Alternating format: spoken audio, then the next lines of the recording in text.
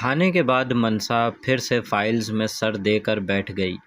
اسے سرے سے یہی نہیں سمجھ آ رہا تھا کہ لکھنا کیا ہے، اور اس میں جو لکھا تھا وہ انگلش میں تھا، جو اس کے لیے سمجھنا ناممکن تھا۔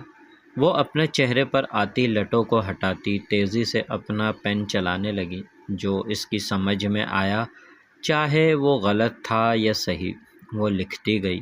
لکھ لکھ کر جب وہ تھک گئی تو فائلز اٹھا کر سائڈ ٹیبلز پر ماری اور دھپ سے بیڈ پر لیٹ گئی۔ ہائے، اس کھڑوس کو کیا جواب دوں گی؟ اسے اتنا سارا کام بھی تو نہیں دینی چاہیے تھا۔ اف، میں نے تو ایک بھی تیار نہیں کی۔ وہ دماغ میں یہی سوچ لیے بے چینی سے کروٹیں بدلنے لگی۔ ہاں تو کیا ہو گیا؟ میں نے کام نہیں کیا تو زیادہ سے زیادہ کیا کرے گا؟ ڈانٹے گا نا؟ تو کھا لوں گی ڈانٹ۔ اب ریلیکس ہو کے سو جا منسا۔ خود کو تسلی دیتی وہ آنکھیں بند کر گئی اور کچھ ہی دیر میں نیند کی وادیوں میں کھو گئی۔ اذلان اپنے بیڈ پر سر کے نیچے اپنا ایک بازو رکھے لیٹا تھا، مسلسل چھت کو گھورتے وہ نہ چاہتے ہوئے بھی آج کے بارے میں ہی سوچ رہا تھا۔ نہ جانے اسے ایمن کی باتیں اچھی لگی تھیں یا اس کی بے باکی۔ اس نے کبھی نہیں سوچا تھا کہ کوئی لڑکی اس کے حواسوں پر سوار ہو جائے گی۔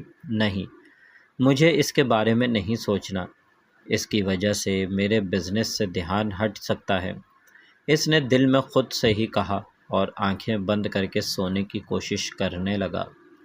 سالم کے آفس میں آنے کے بعد سب سیدھے ہو کر بیٹھ چکے تھے۔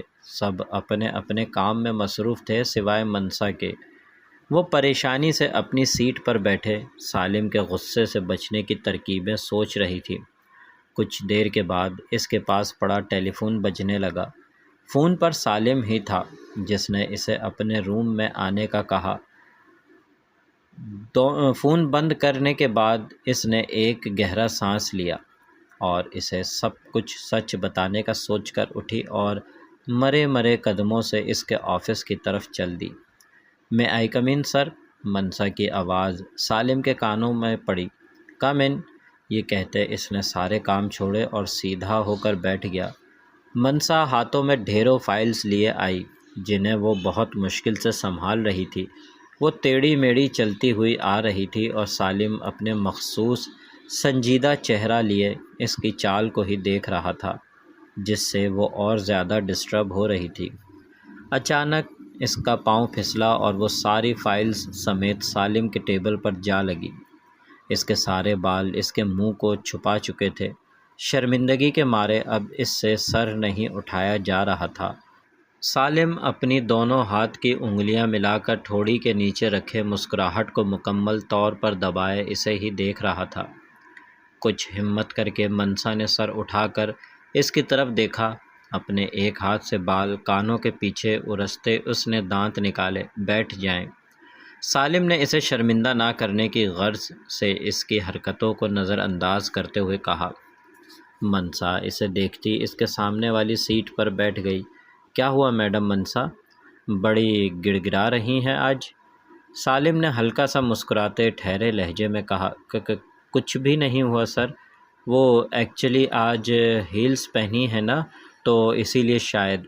یہ بات کر کے منسا اس کے سامنے شرمندہ سی ہنسنے لگی۔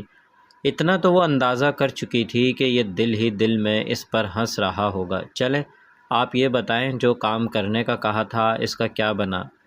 کام کے بارے میں پوچھتے ہوئے سالم کا لہجہ سنجیدہ ہوا۔ یہ تو وہ جانتا تھا کہ اس نے کام نہیں کیا ہوگا۔ وہ سر کام، جی کام، ایک ایک لفظ پر وہ زور دیتا بولا۔ سر وہ ایکچولی نا میں کام کرنا چاہتی تھی اور میں فائلز گھر بھی لے گئی تھی، لیکن اتنا کہہ کر وہ رک کر سالم کے تاثرات دیکھنے لگی۔ لیکن کیا؟ سالم جو کب سے اس کے بولنے کا منتظر تھا اس کو چپ پا کر بولا۔ لیکن سر کام مجھ سے نہیں ہوا، مجھ سے ایک بھی فائل تیار نہیں ہوئی۔ اتنا کہہ کر اس نے سر جھکا کر آنکھیں میچ لیں۔ وہ اب یہی سمجھ رہی تھی کہ سالم اس پر بہت غصہ ہوگا۔ سالم کے چہرے پر ایک معنی خیز مسکراہٹ پھیلی۔ کوئی بات نہیں، آپ سے جب ہو سکے آپ تب کام پورا کر لیجئے گا۔ سالم کی بات پر اس نے چونک کر آنکھیں کھولی اور سر اٹھا کر اس کی طرف دیکھا۔ وہ حیرانی اور تعجب کے ملے جلے تاثرات آنکھوں میں لیے اسے دیکھ رہی تھی۔ سچی سر؟ اس نے معصومیت سے پوچھا۔ جی بالکل، سالم نے مسکرا کر کہا۔ Thank you sir. منسا نے تشکر بھری نگاہوں سے اسے دیکھا۔ اب آپ جائیں، تھوڑا مائنڈ ریلیکس کریں، سالم نے زبردستی چہرے پر مسکراہٹ لاتے ہوئے کہا۔ Okay sir. منسا یہ کہہ کر اٹھی اور اسے دیکھتی دیکھتی کمرے سے باہر نکل گئی۔ ابھی وہ اس پر کسی قسم کی سختی نہیں کرنا چاہتا تھا، فی الحال وہ اسے اپنا گرویدہ بنانا چاہتا تھا، اسے اپنے قریب لانا چاہتا تھا، اتنا قریب کہ پھر وہ چاہ کر بھی اس سے دور نہ جا سکے۔ اس کام کے لیے اسے اپنی فطرت کے خلاف جانا تھا، لیکن اسے یہ بھی منظور تھا۔ امی، سالم کی تو اپنی ہی کمپنی ہے نا؟ اپنی امی سے سر کی مالش کراتے ہوئے وہ سوچنے والے انداز میں بولی۔ ہاں اپنی ہے، لیکن تم کیوں پوچھ رہی ہو؟ اس کے بالوں پر تیل لگاتے ہوئے تسلیم نے پوچھا۔ میں سوچ رہی ہوں اس کا اپنا ہی آفس ہے تو وہ مجھے جاب کیوں نہیں دے دیتا؟ ایمن نے ان کی طرف دیکھ کر کہا اور پھر چہرہ آگے پھیر لیا۔ تم تو خود سالم کے آفس میں جاب نہیں کرنا چاہتی، کہا تو تھا میں نے ایک دفعہ تم سے، تسلیم نے اسے انداز میں بولا جیسے بہت پرانی بات یاد کروا رہی ہو۔ امی، وہ اور وقت تھا، تب مجھے لگتا تھا میری کارکردگی اچھی ہونے کی وجہ سے کہیں سے بھی اچھی جاب مل جائے گی، لیکن اب پتہ چل گیا ہے یہاں تو ڈگری والوں کے پاس سفارش نہ ہو تو بے روزگار پھرتے رہتے ہیں، اور ان پڑھ کو سفارش کے بل ہوتے پر جاب دے دی جاتی ہے۔ ایمن نے برا سا منہ بنا کر کہا۔ اچھا تم پریشان نہ ہو، میں آج ہی غزالہ سے بات کروں گی۔ تسلیم نے پیار سے اس کے سر پر ہاتھ پھیرا۔ تھینک یو امی، اس نے مسکرا کر کہا اور آنکھیں بند کر گئی۔ اذلان اب ایمن کے خیالوں کو اگنور کر کے پوری طرح سے کام میں دھیان دے رہا تھا، لیکن پھر بھی بار بار اس کا خیال آ ہی جاتا تھا۔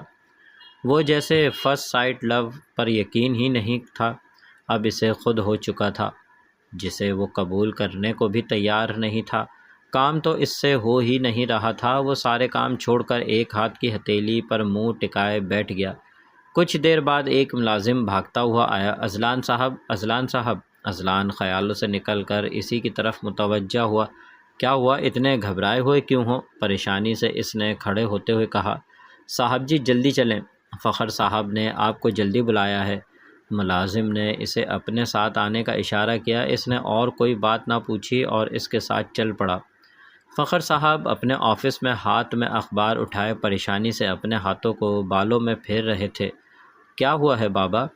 وہ اب ان کے سامنے کھڑا تھا۔ فخر صاحب نے ایک خبر کی طرف اشارہ کر کے اخبار اس کو پکڑائی۔ اذلان نے تعجب سے انہیں دیکھتے اخبار ان کے ہاتھ سے لیا۔ اخبار پڑھتے پڑھتے ایک رنگ اس کے چہرے پر آتا اور ایک جاتا تھا۔ اخبار میں ان کے شیئرز نقلی ہونے کی خبر تھی۔ میں نے کہا تھا نا بابا، یہ کسی نہ کسی کام ہے، اذلان نے اخبار کو ٹیبل پر مارتے ہوئے کہا، اور یہ ضرور انہی کا کام ہے جنہوں نے ہمارے شیئرز خریدے ہیں۔ اس نے کسی نتیجے پر پہنچتے ہوئے کہا۔ ابھی تو ہمیں سب کے سامنے اس خبر کو الزام کہنا ہے، سب کے سامنے بھی بس ہمیں یہی کہنا ہے کہ یہ کسی کی سازش ہے۔ فخر صاحب نے زمین کو گھورتے ہوئے کہا۔ پریشانی کی وجہ سے ان کی آنکھیں لال ہو چکی تھیں۔ اذلان ان کو دیکھ کر کچھ کہنا مناسب نہ سمجھا اور وہاں سے چلا گیا۔ لنچ کا ٹائم ہو چکا تھا۔ ویسے تو اس نے کبھی لنچ ٹائم کی بریک نہیں لی تھی، لیکن آج تو اس کا موڈ ہی چینج تھا، کچھ اس خبر کی وجہ سے اور کچھ اس وجہ سے کہ وہ منسا کو اپنی طرف مائل کرنے میں کامیاب ہو رہا تھا۔ کچھ سوچ کر وہ اپنی جگہ سے اٹھا اور آفس سے باہر آیا۔ پہلے تو وہ خالد صاحب کے کیبن میں گیا۔ اسے دیکھ کر وہ احتراماً کھڑے ہوئے۔ کوئی کام تھا تو مجھے بلا لیتے، خالد صاحب نے تابعداری سے کہا۔ نہیں، بس ایسے ہی آج لنچ بریک کا ارادہ تھا، سالم نے مسکرا کر کہا۔ سر ایک بات کرنی تھی آپ سے۔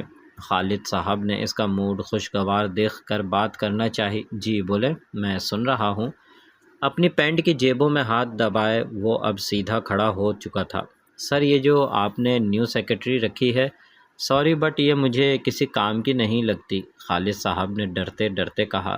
سالم کی مسکراہٹ گہری ہوئی۔ ٹھیک کہا آپ نے۔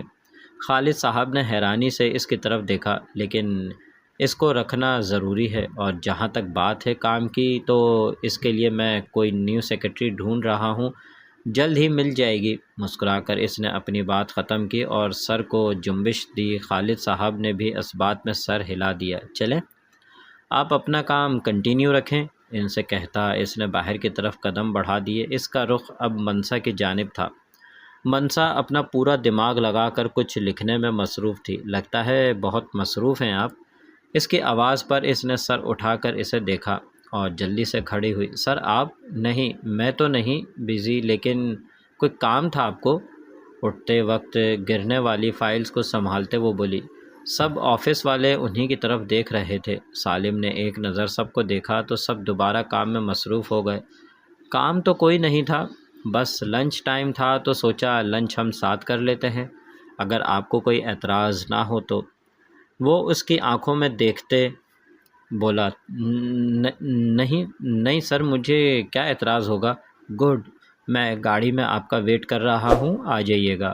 وہ اس کی اگلی بات سنے بغیر باہر کی طرف چل پڑا۔ منسا نے اسے جاتے دیکھا اور پھر سب سمیٹنے لگی۔